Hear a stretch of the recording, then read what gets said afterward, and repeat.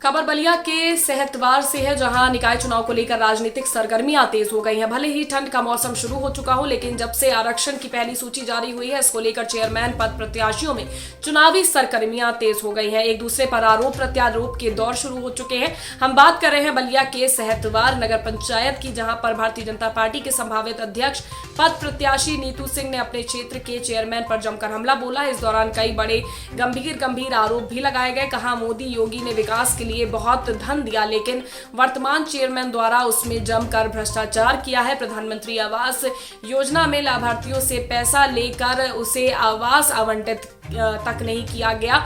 उनके द्वारा कराए गए विकास कार्यों में जमकर पैसों का बंदरबाट किया गया है। आइए सुनाते हैं भाजपा नेता नीतू सिंह की जुबानी, उन्होंने क्या कुछ कहा और क्या आरोप लगाए।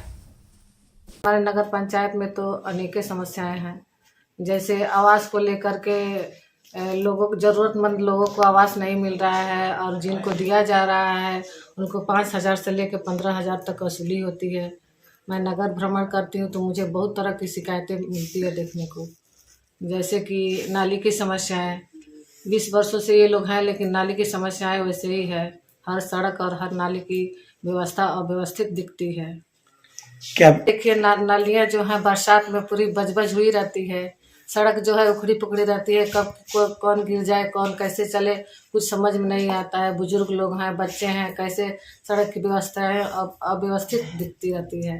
स्कूलों की स्थिति बस वही है कि गरीब के बच्चे स्कूलों में पढ़ने जाते हैं, लेकिन उनको खाना पीना की जो व्यवस्थाएं होती है वो उन तक नहीं पहुंच पाती है, और उनको बाहर से ही भिजवा दिया जाता है।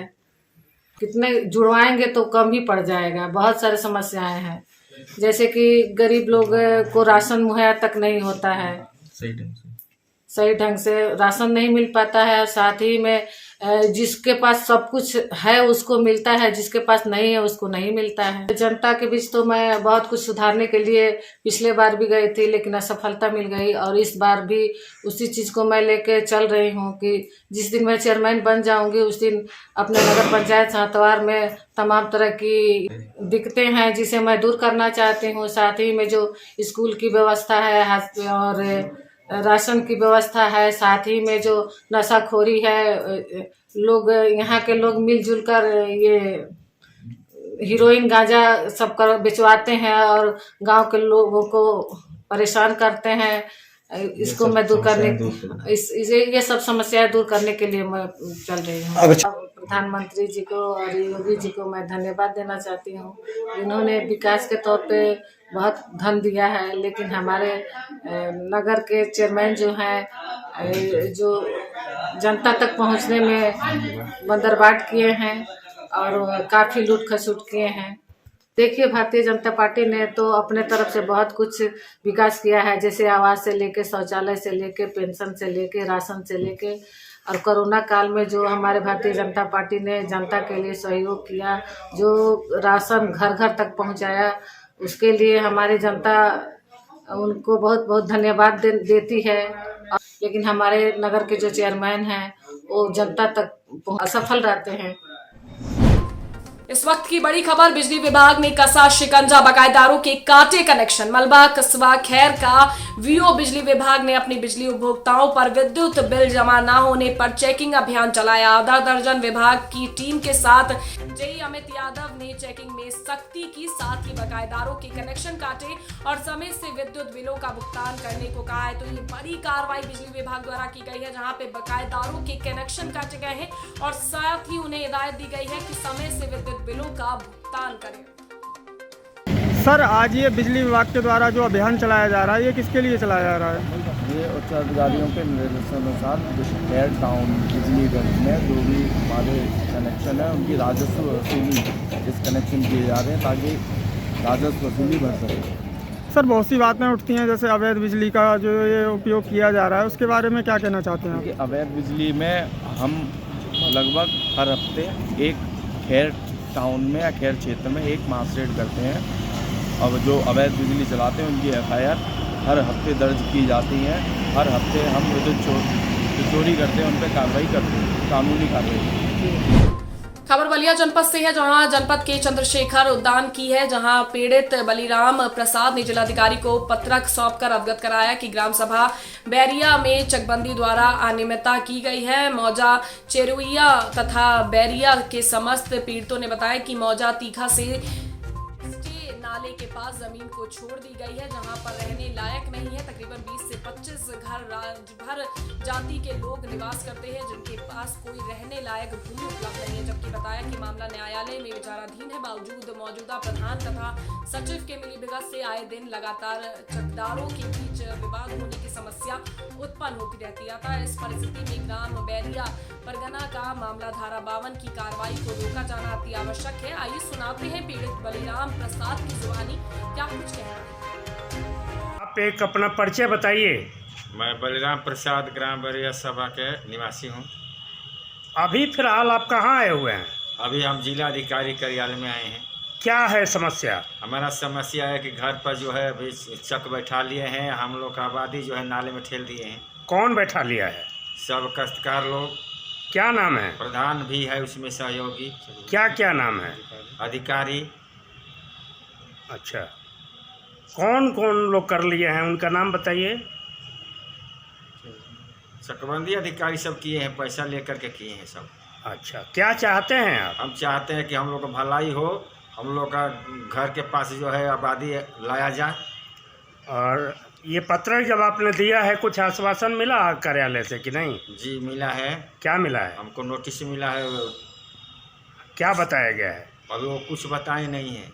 अच्छा, तो इससे आप संतुष्ट हैं या नहीं? नहीं, संतुष्ट नहीं है। यदि आपकी कार्रवाई नहीं होती है, आपकी मांगे पूरी नहीं होती है, तो कहाँ तक जाएंगे? आगे तक जाएंगे। किसी अच्छा। मंत्री से संपर्क करेंगे हम। कानूनी कार्रवाई के लिए बाध्य होंगे। जी। और जब तक काम आपका नहीं होता है, लगातार लगे रहेंगे। जी। खबर बोकारो से है, जहां लोगों को उच्च गुणवत्ता वाली चिकित्सा सुविधा प्रदान करने के लिए आज बोकारो में संजीव नेत्रालय एवं जमशेदपुर के ब्रह्मानंद नारायण मल्टी स्पेशलिस्ट हॉस्पिटल का विलय के साथ कैंप का भी आयोजन किया गया। आज बोकारो के संजीव नेत्रालय बारी कोऑपरेटिव कॉलोनी में OPD केंद्र शुरू किया गया, जहां डॉक्टर संजीव तिरिया सीनियर कंसल्टेंट कैटरेक्ट एवं रोटीना सर्जरी, आतिश कुमार प्रधान सीनियर कंसल्टेंट कैटरेक्ट और एवं रोटीना सर्जरी, डॉक्टर दीपिका सिंह के द्वारा आसपास के लोगों ने छाती, आंख एवं किडनी का मुफ्त उपचार का लुत्फ उठाया। वहीं न्यूरो ऑप्थेल्मोलॉजी ने संयुक्त रूप से इस सहयोग पर गहरा शोक व्यक्त किया। वहीं डॉक्टर दीपिका सिंह ने कहा कि बोकारो वासियों को उच्च गुणवत्ता व सुलभ चिकित्सा उपचार उपलब्ध कराने के उद्देश्य से शुरू किया गया है। इस सहयोग के पीछे का उद्देश्य सुनिश्चित करना है कि लोगों को हृदय, किडनी, हड्डी एवं जोड़ों, छाती एवं फेफड़े से संबंधित सभी प्रकार की गंभीर समस्याओं के इलाज के लिए दूर जाने की आवश्यकता नहीं होगी। सुपर स्पेशलिस्ट OPD लॉन्च के दौरान VBNMH के फैसिलिटी डॉक्टर भी उपस्थित रहे। उनका कहना था कि VNMS में लगभग सभी बीमारियां और सभी गंभीर बीमारियों का सफल इलाज उपलब्ध है। नारायण हेल्थ हमेशा सर्वोत्तम स्वास्थ्य सुविधाओं के लिए प्रयासरत रहेगा। बाहर भी है तो नारायणा हेल्थ जो जमशेदपुर में जो हॉस्पिटल है, उसका जो क्लाइंटेल है, उसके जो पेशेंट्स आते हैं, वो ना कोई मतलब ना ही जमशेदपुर से ही आते हैं, बल्कि वो वेस्ट बंगाल, झारखंड के बाकी सिटीज़ से भी हमारे पास पेशेंट आते हैं। तो ये एसोसिएशन जो संजीव नेत्रालय के साथ हुआ है, वो इसीलिए हुआ है ताकि यहाँ के आसपास के जो रेसिडेंट हैं उनको उतना दूर जाना ना पड़े सिर्फ कंसल्टेशन के लिए। तो उसके लिए और ये जो स्पेशलिटीज़ जो हम यहाँ पे लेके आ रहे हैं इन एसोसिएशन विद संजीव नेत्रालय, जितने भी मेजर सुपर स्पेशलिटीज़ के जो हमारे अनुभवी डॉक्टर्स हैं वो यहाँ पे हर मंथ आएंगे और यहाँ के जो रेसिडेंट हैं उनको कंसल्टेशन देंगे और उसके बाद अगर किसी को एडमिशन की ज़रूरत पड़ती तब वो वहाँ रेफ़र किया जाएगा। नहीं डॉक्टर साहब, हम जानना चाह रहे हैं। नहीं देखिए, मेरे हिसाब से ऐसा कोई एक डिज़ीज़ नहीं है जो यहाँ पे बहुत ज़्यादा है। आई थिंक आज के टाइम में हार्ट डिज़ीज़ और यूरोलॉजी और ये जो चेस्ट मेडिसिन की प्रॉब्लम सारे जगह पे है। जैसा पोल्यूशन लेवल बढ़ रहा है तो सारे जगह एक कॉमन प्रॉब्लम है। बोकारो में हमारा एसोसिएशन अभी नया नहीं है, हम ऑलरेडी सेल के जो बेनिफिशरीज़ हैं उनको हम काफ़ी सालों से ट्रीटमेंट दे रहे हैं। तो ये एसोसिएशन हुआ है कि सेल के अलावा भी जो नॉन सेल जो एम्प्लॉयज़ हैं उनको हम ये बेनिफिट अगर हम देना चाहें, क्योंकि बोकारो भी झारखंड में ही है और हम जमशेदपुर में ही हैं, तो हम चाहते हैं कि हमारा रीच जो है जमशेदपुर से भी बाहर आए। और क्योंकि एक अच्छी फैसिलिटी अगर जमशेदपुर पास में अगर आपके अवेलेबल है तो आपको कैलकाटा या वहाँ जाने की ज़रूरत नहीं, क्योंकि हमारे यहाँ हार्ट सर्जरी से लेकर जो है एक काफ़ी one of the leading health care group है पूरे इंडिया में। नारायणा हेल्थ का नाम आपने सुना ही होगा। तो हायर सेंटर के लिए बाहर जाना नहीं पड़ेगा, आप हमारे ब्रह्मानंदा नारायणा हॉस्पिटल में भी ट्रीटमेंट ले सकते हैं। तो आप इसके नया सेंटर के साथ टाइप? हाँ देखिए, अब देखो हेल्थ केयर जितना टाइप होगा उतने लोग बेनिफिट ले पाएंगे ना उसके लिए। अच्छा, यहाँ से बड़ी देखिए वेल्लोर एक अलग, उसके बारे में मैंने क्योंकि कि वेल्लोर एक अलग लेवल का इंस्टीट्यूशन है और वहाँ पे बहुत सारे फैसिलिटीज़ जो हायर एंड के भी जगह से डिग्री ले लेके अपने घर वापस आ रहे हैं। ठीक है, लाइक मैंने खुद भी शंकर नेत्रालय चेन्नई और कलकत्ता में डिग्री ली, बट मेरी फैमिली यहाँ बेस्ड है तो मैं यहाँ मूव की हूँ। ठीक है, तो वैसे मेरे जैसे काफ़ी डॉक्टर्स भी है जो सुपर स्पेशलाइजेशन की डिग्री लेके फिर अपनी फैमिली रीज़न या यहाँ पे वैसे हॉस्पिटल्स है जहाँ पे हमें ऐसा इन्वायरमेंट मिल रहा है कि हम जो वहाँ सीख के आए वो कर पा रहे हैं, तो इसके कारण डॉक्टर्स भी रुक रहे हैं। पहले क्या था कि उतने अच्छे हॉस्पिटल्स नहीं थे जहां हम सीख के भी कुछ कर पाए। ठीक है, तो इसके कारण डॉक्टर्स भी उधर ही रुक जाते थे। लेकिन मरीज क्यों नहीं रुक रहा है? मरीज रुक रहा है, ये आपको ऐसा लग रहा है कि नहीं रुक रहा है, बट यहाँ पे मैं 4 साल से प्रैक्टिस कर रही हूँ झारखंड में।